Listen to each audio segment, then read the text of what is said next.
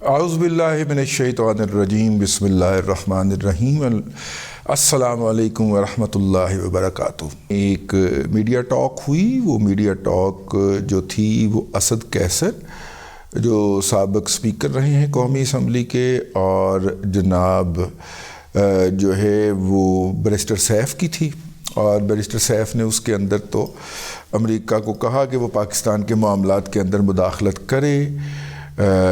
وہ ہم نے اپنے ولاگ کے اندر یہ بات تو پوائنٹ آؤٹ کر دی اور اس کا مذاق بھی اڑا لیا، لیکن دوسری بات جو تھی وہ انہوں نے جو کہی کہ اپنا اللہ آپ کا بھلا کرے کہ پیپلز پارٹی سے مذاکرات کے لیے تیار ہیں، تو ہم نے اس کے اوپر ولاگ کر دیا۔ اب سانوں کی پتا کہ جناب یہ پارٹی جیڑی ہے یہ چوتھے گھنٹے کے بعد اس سے یو ٹرن لے جائے گی، اینڈ دیٹ ایگزیکٹلی ہیپنڈ۔ اس کے 3 گھنٹے یہ اسٹاک کے بعد ہم نے ولاگ کر دیا اور گھر سے نکل کے کام شام کرنے کے لیے باہر کو جا کے خجل خوار ہو کے آیا جائے، کیونکہ شہر کے اندر آج کل وہ اس کا دورہ چل پڑا ہے پی ایس ایل کا، پاکستان سپر لیگ کا، اور پاکستان سپر لیگ کے اندر جو آئے ہوئے ہیں غیر ملکی کھلاڑی ان کو لاہور کے ایک 5 ستارہ ہوٹل میں ٹھہرایا گیا ہے، اور اس کے سامنے کا مال کا جو حصہ ہے، مال روڈ کا، شاہراہ قائد اعظم کا، وہ بند کر دیا گیا ہے، اور ٹریفک لشٹم پشٹم ہوئی تھی۔ میری بدقسمتی کہ میں ادھر کو جا نکلا اور پھر پھنس گیا،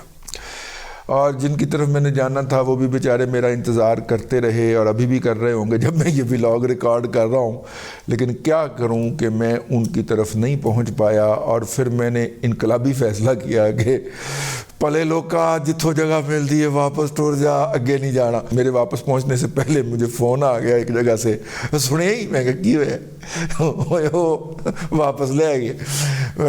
بیرسٹر گوہر صاحب جو ہیں، جن کو لوگ مختلف ناموں سے بھی پکارتے ہیں، میں نہیں پکارتا، بیرسٹر گوہر جی فار گوہر ہوتا ہے، پہلے جی فار غریدہ ہوتی تھی، اب جی فار گوہر ہوتا ہے۔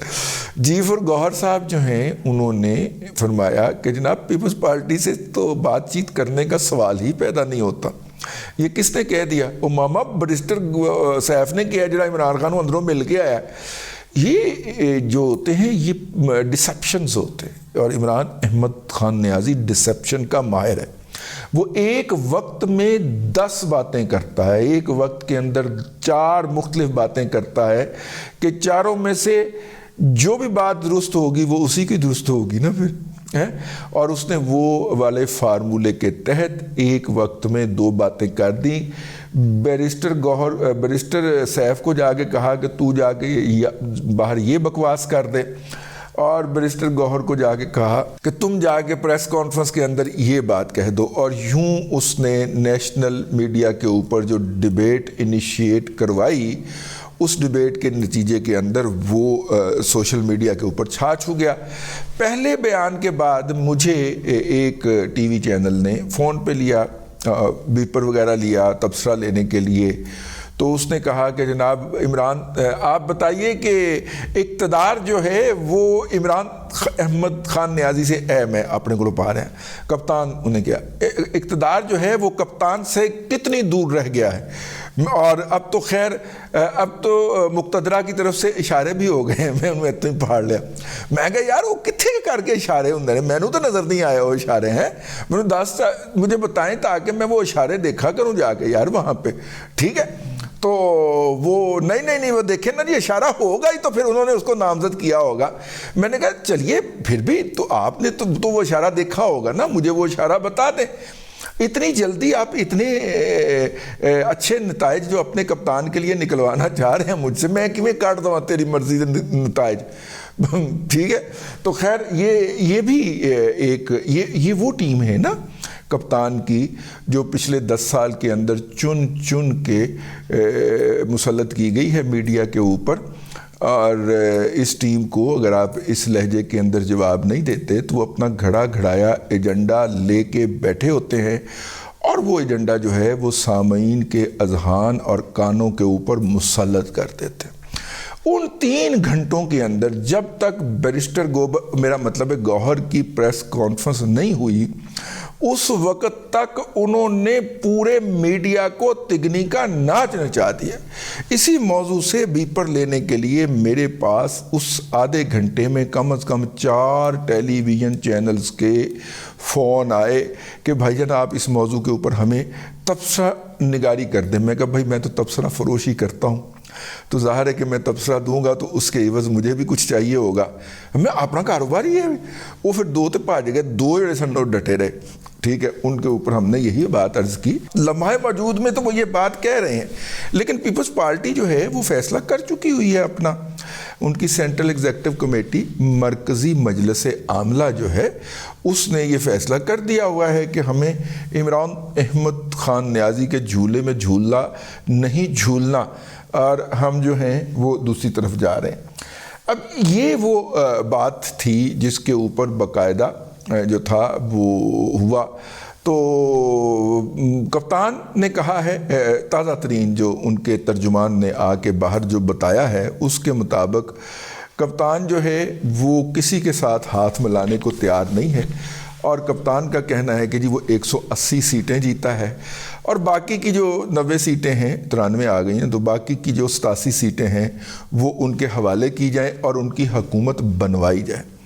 जबकि हमारे दोस्त गौहर भट्ट साहब, हमारे पास कोई इत्तला नहीं है, गौहर भट्ट के पास यकीनन होगी, जनाब फ़हीम गौहर भट्ट साहब, फ़हीम भी हैं और गौहर भी हैं और तो भट्ट भी नहीं हैं, उनके ख्याल के अंदर भाईजान इत्थे ते केपी दी हुकूमत भी जा रही है तो तुसी वफाक दी हुकूमत दे ख्वाब देखण डे हो, उनका कहना है।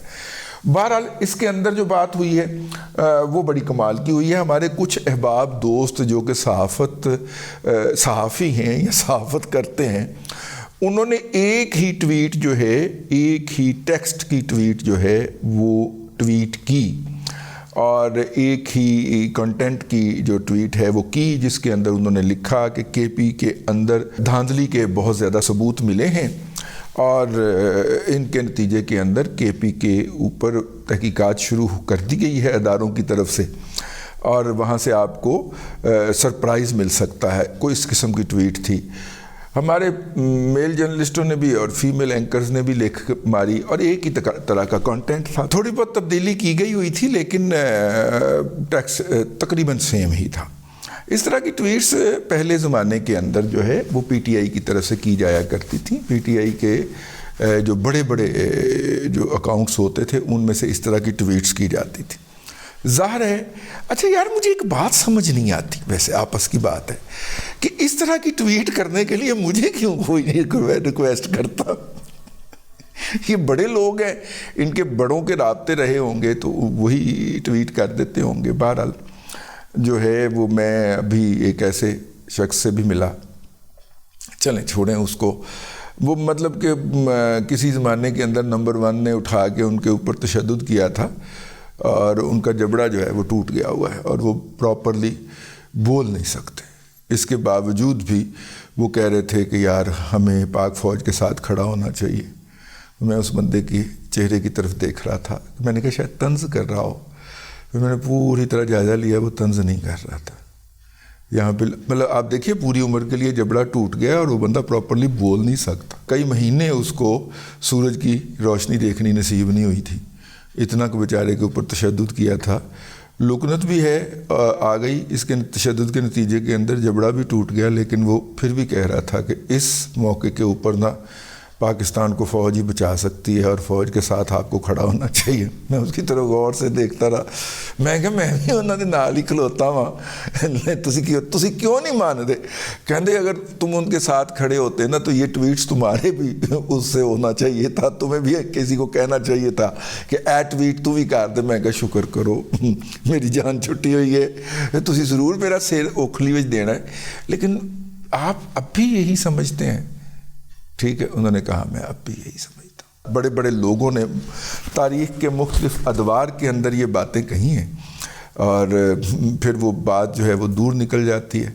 1857 में जब ये फ़ौज जो थी वो रेज़ की गई थी तो उस वक्त उसका कंटेंट क्या था, उसमें कौन कौन से हीरे और जवाहरात بھرتی کیے گئے تھے اور پھر وہ روایات چلتی ہوئی اب کہاں تک پہنچی ہیں. یہ ایک ایسی بٹر تاریخ ہے کہ اگر بیان کرنے بیٹھ جائیں, یہ بلال غوری جیسا ندارہ آدمی تو کر سکتا ہے, میں ڈرپوک آدمی ہے بھائی, سیدھی جی گال ہے, میرے سے نہیں اور تشدد برداشت ہو سکتا. میں تو کل ان کا جبڑا دیکھ گئی تو اندروں ڈردا رہا ہوں, یہ رکھتا رہا ہوں کہ یار اس بندے کے ساتھ اتنا کچھ ہو گیا, میرے ساتھ تو اتنا کچھ نہیں ہوا. اور دوسری فزیکل بھی بیچارے کے پاس وہ تھیں, وہ تشدد کا نتیجہ ہوتا ہے, لیکن پھر بھی اس بندے کی ہمت کی اور اس وطن سے محبت کی اور کمٹمنٹ کی داد دینی پڑتی. اب تک کے لیے اتنا ہی. اگلے ولاگ کے اندر پھر حاضری ہوگی. اللہ تبارک و تعالیٰ آپ کو آسانیاں عطا کرے اور آسانیاں خلق خدا میں تقسیم کرنے کی توفیق عطا کرے.